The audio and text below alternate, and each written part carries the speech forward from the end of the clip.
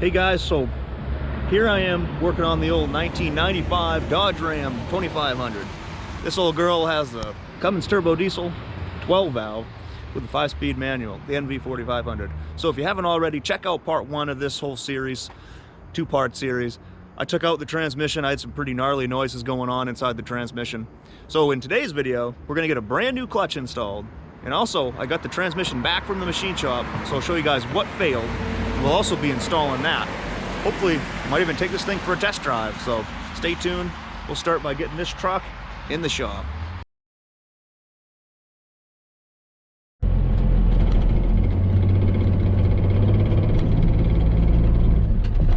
The clutch in, noise goes away. Reverse 2.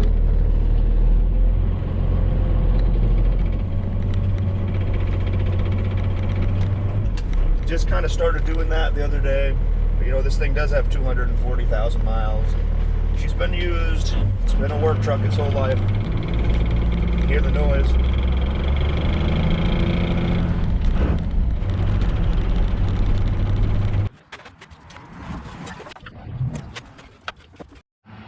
So I got the old transmission out of the truck, finally. I think I'm gonna put a new clutch in, because if you're driving up the road, you know, 4th gear, 5th gear, really getting after it, you can slip the clutch pretty easily. That's just a stock clutch, guys. And this thing has 240,000 miles on it, so I might upgrade that too.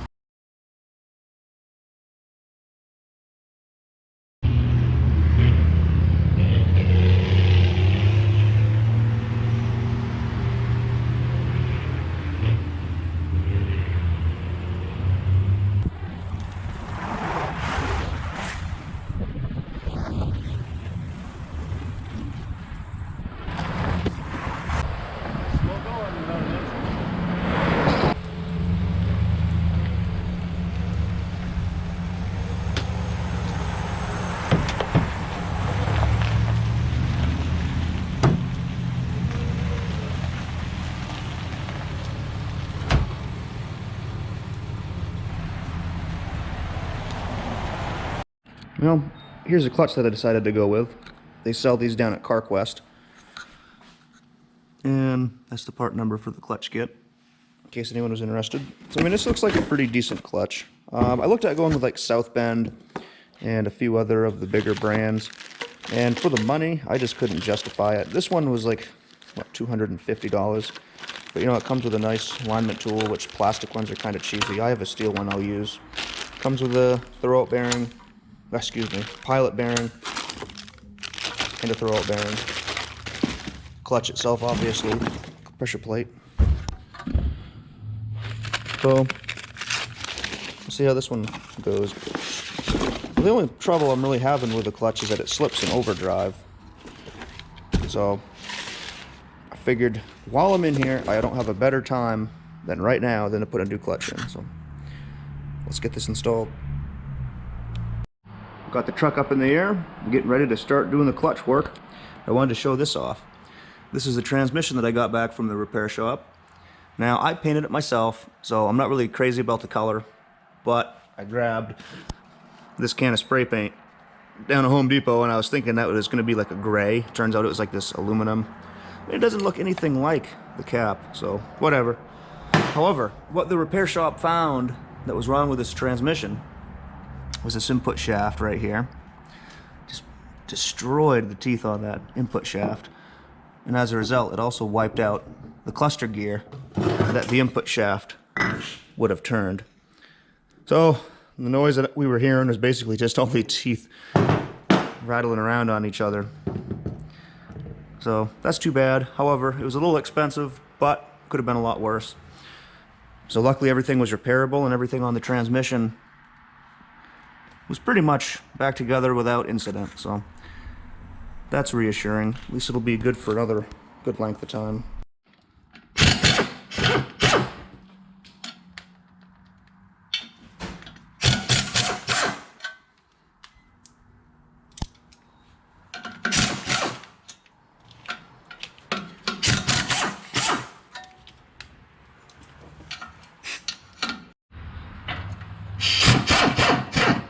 Now the trick is with these clutches to leave one of the bolts at the top till the very end, but leave it loose just so the clutch won't fall. If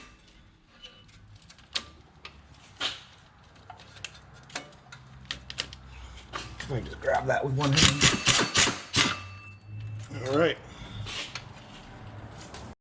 All right, so you can see a little bit of heat checking on the flywheel.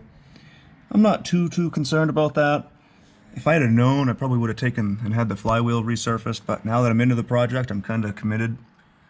So, the flywheel, I didn't feel any weird vibrations on the clutch or anything, like whenever you were taking off, so it's not warped, so that's good. But it's probably just been slipping a little bit over the years, and that's what's caused those marks.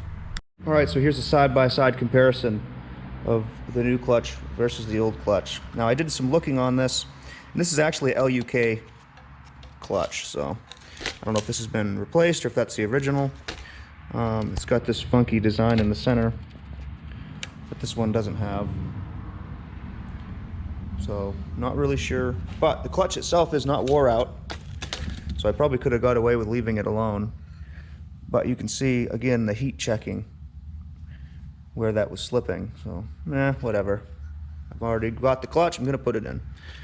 So not a whole lot of differences between the two. So they're the same diameter, everything looks like it should fit. Now, one thing you always do when replacing a clutch is to make sure it fits the transmission before you put the clutch in. There's nothing worse than putting a clutch in and figuring out, oh, the input shaft doesn't fit. So we should be in good shape. Also, you can test the pilot bushing or bearing. So this clutch was definitely on the way out. You can see these springs were all loose on the centerpiece. So there was definitely a lot of moving around on that clutch. So I mean, it's good to replace it. Put this in there and it should be good for another bunch of miles. I don't know how the rest of the world removes pilot bearings. What I found is, because I've got this tool here that I got for removing motorcycle, primarily Harley, wheel bearings. I've got this tool here, which is a blind hole puller, basically. So that goes in, this piece goes into the bearing, and then this tapered piece expands that, and then you can use this to more or less pull the bearing out. I'll show you guys how that's done. Alright, this looks a little weird, but it's going to work awesome.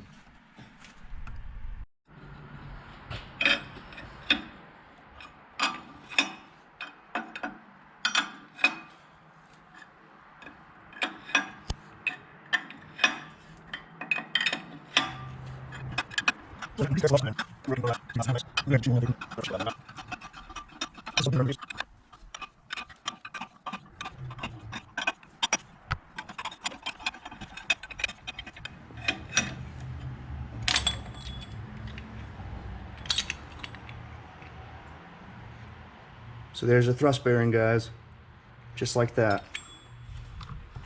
Super easy if you have the right stuff. Just wanted to show you guys a close-up of what that puller does and how it works. It's pretty darn slick. As you tighten this rod here, it's got a tapered shaft, and it expands these jaws so that this bearing can't escape, and then you're using these threads here to pull it. It's quite an ingenious little tool. Someone was thinking whenever they made that. Definitely worth its weight having these things in the shop. To install the new thrust bearing, I've got this driver here. It sits in there perfectly, and that way the rollers and everything will be cradled while you press that in.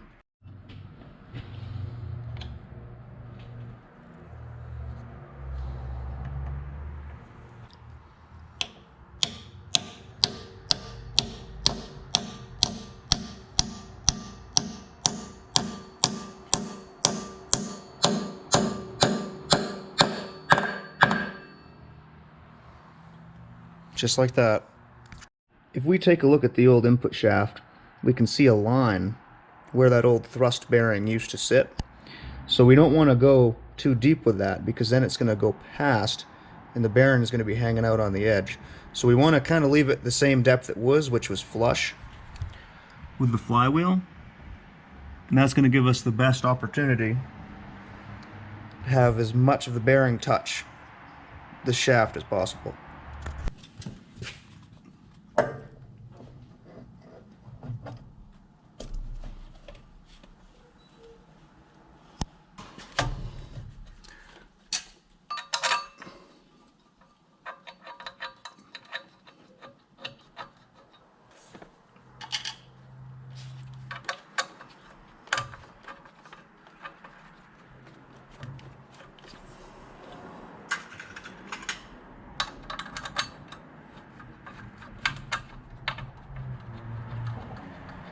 Sometimes you can use a steel alignment tool.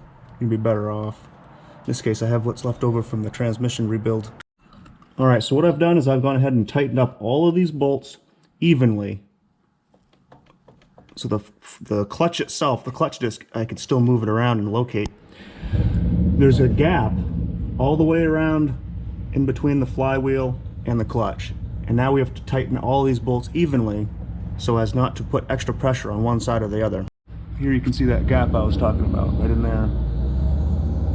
So that's even all the way around.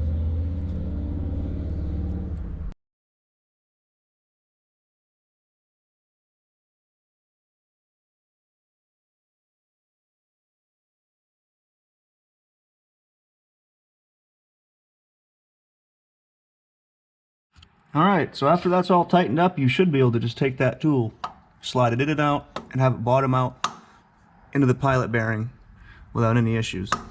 So now we've got the thing tightened up to the flywheel. All I've got to do now is just put a final torque on all these bolts. We'll be good to rock and roll. My inch-pound torque wrench. So these bolts that I'm tightening, they're only rated for 20 to 25 foot-pounds. So my half-inch torque wrench doesn't go down that far. So I've using this inch-pound at about 240 inch-pounds is equivalent to 20 foot-pounds.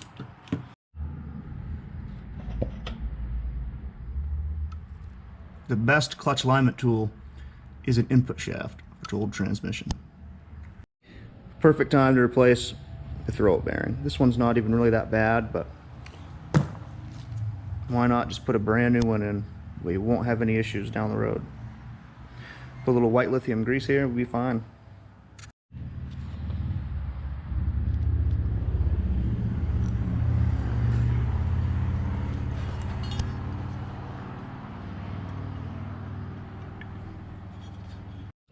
After a little bit of struggling off camera with this pick tool, I was able to get this throwout bearing on this clutch fork. Now that goes in the bell housing. Alright guys, just make sure this little spring clip on that stud stays there, because that's going to help this thing from rattling around and whatnot. So that's all there is that holds that clutch fork in the bell housing.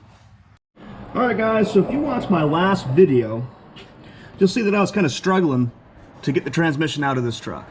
So my uncle is actually the one that owns the transmission shop who did the work on this transmission. And he kind of laughed at me whenever I told him the way I took the transmission out. So apparently the way to actually do this properly is to put the transmission, like if you're installing, to take and put the bell housing on first, then put the transmission onto the bell housing. If you're removing, you're supposed to take the transmission off separately, leave the bell housing, and then take the bell housing. So I didn't really know that. So he corrected me, and so now we're gonna go this way, see if this goes any easier on the install. So that was just a rookie mistake on my end, I guess. So next time I know, if I'm gonna be removing the transmission, then I'm gonna have to take and get the transmission off the bell housing. Bell housing is all in place. The fluid that they recommend to use on these transmissions is this manual transmission oil. I guess it's a 7590, it's a GL4. From what I understand, there's some weird black magic going on with the fluid in these transmissions. Supposedly the synchronizers that are in the transmission are fibrous. They're not like a bronze or a brass, so they're actually like a paper type layered synchronizer. And I guess if you put the wrong fluid in, it can actually eat them up. So on the back of this AmsOil synthetic, it claims that it's good for the NV4500s. It was kind of expensive. It was like 20 bucks a quart. This takes roughly a little over 4 quarts. So whatever. The way I look at it is, I've got good seals on this thing. I shouldn't ever really have to worry about the fluid in it for a good length of time. So $100 worth of fluid, could be worse.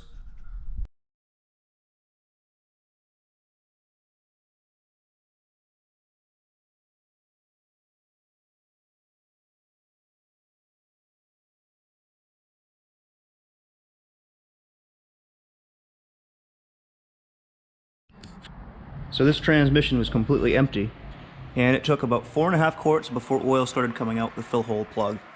So I've got that much oil left out of the 5th quart. So 5 quarts was definitely necessary to fill this transmission. It's a lot easier to put the oil through the shift tower than it is to pump the oil from underneath out of that fill plug. Alright, so I got the transmission transferred over to my transmission jack. We're going to go get this thing installed on the bell housing.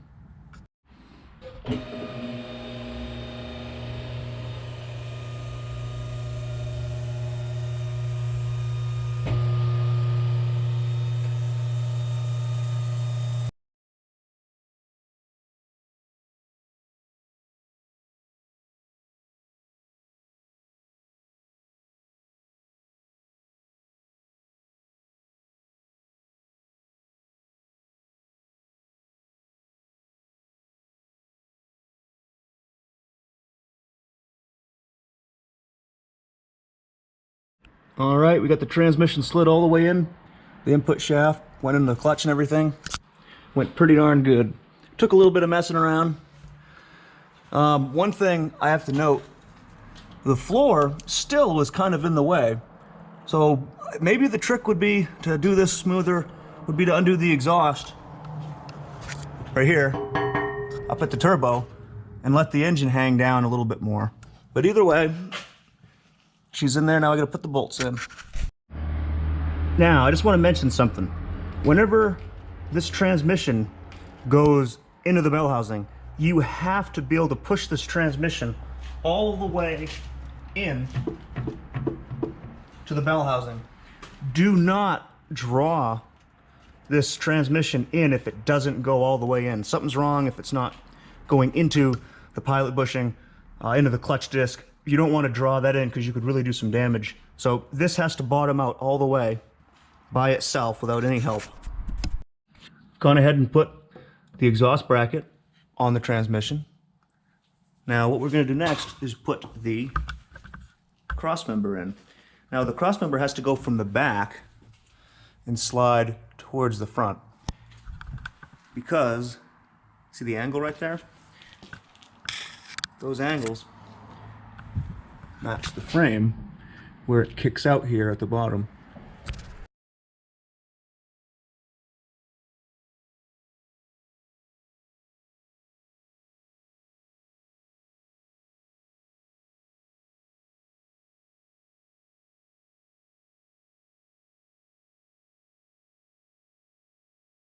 Alright, now that I've got the cross member all bolted in and tightened up, I'll go ahead and put the transmission mount in place and let the weight down on the cross member.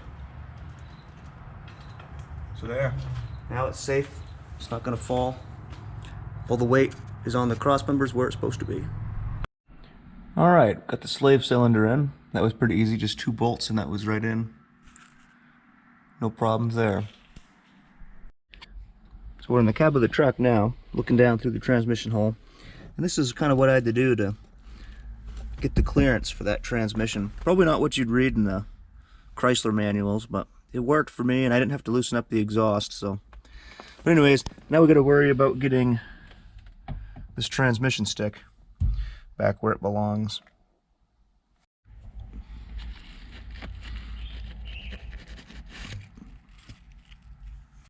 So this is what the shifter looks like out of the transmission. See, it's got this ring that has to dog in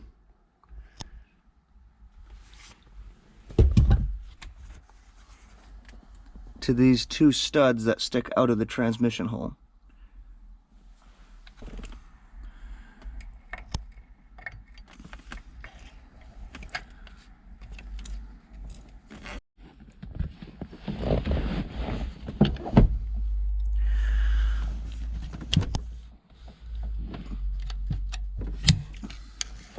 Now you guys might be thinking, why am I using a wood chisel to do that job? I don't know if you can see it or not, but right in there, there's a slight notch, and that wood chisel helps to turn that ring. Otherwise, the screwdriver just kind of slips a lot of times, and it's frustrating. So, pro tip, if you're doing that at home, find yourself an old wood chisel that you're not too concerned about, and that way that'll twist that ring. Just like that.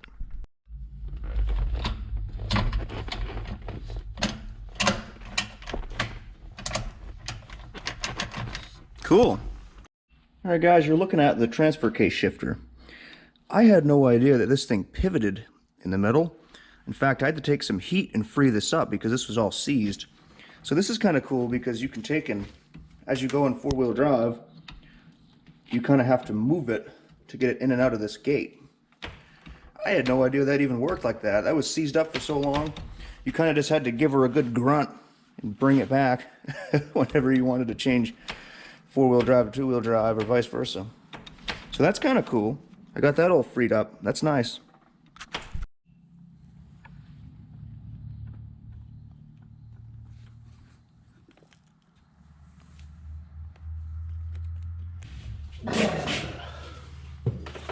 This is perhaps the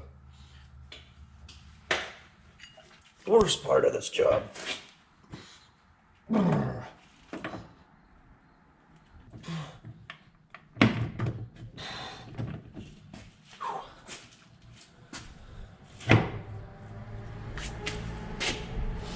Woo! Probably could have done that with a transmission jack, but I don't have one. I didn't want to get out the scissor jack for that. So. But anyway, there it is, guys. The hard way to do it. All right. So there's just one connection. That's a speed sensor on the back of the transfer case. There's one electrical connection there. And there's a vacuum assembly up here that has to be connected, and also a vent hose for the transfer case. So I've got the 6 bolts that hold the transfer case to the transmission all tight. And I've also gone ahead and I've got all the wiring kind of zip tied out of the way so it's nice and clean and it won't get caught on anything or fetched up.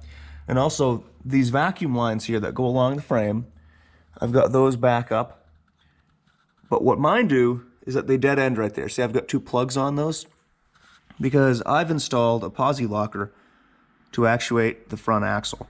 Now this originally would have been a vacuum operated solenoid, and those 2 lines would have powered it. So someday I may go back to that. So I'm getting ready to put the shifter for the four-wheel drive in place. And there you can see the rest of the nuts that hold the transfer case to the transmission.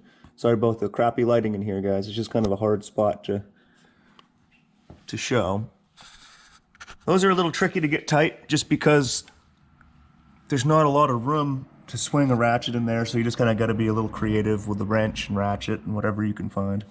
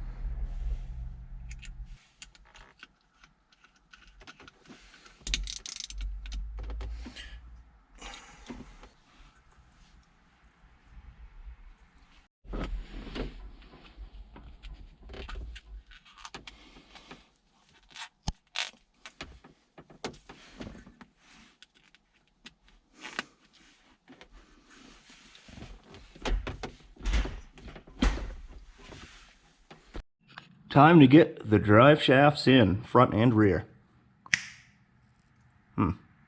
It's usually supposed to do the trick. Must be out of calibration. Let's try again. All right. I want to show you guys one thing.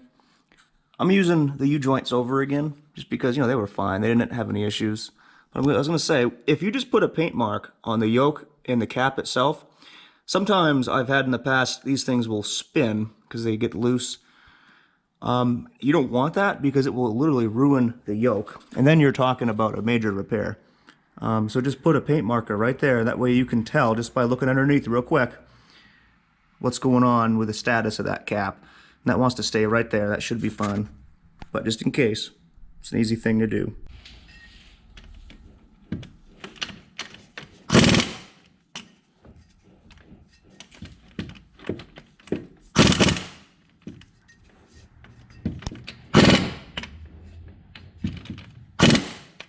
Now, to do that job, you need one of these swivel sockets, 5/8, with a long extension.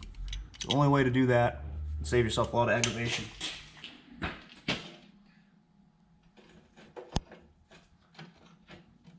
And with that skid shield, that pretty much wraps up this job. I'm excited. Everything looks good. I checked the transmission fluid. I checked the fluid in the transfer case. It's good. Front and rear axles are all topped off. So let's get this thing down, and I'll try it on the lift before I take it off, just to see if there's any weird noises or anything.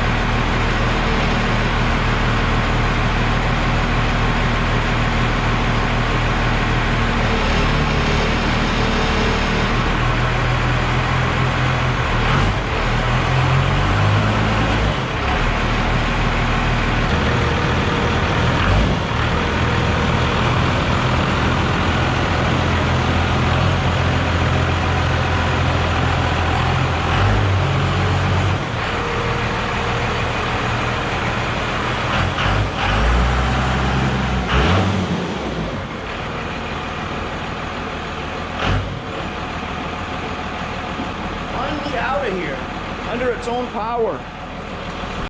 Alright guys, so here we are inside the cab of this truck. Let's see how this thing sounds. Woo! No noise. I like that.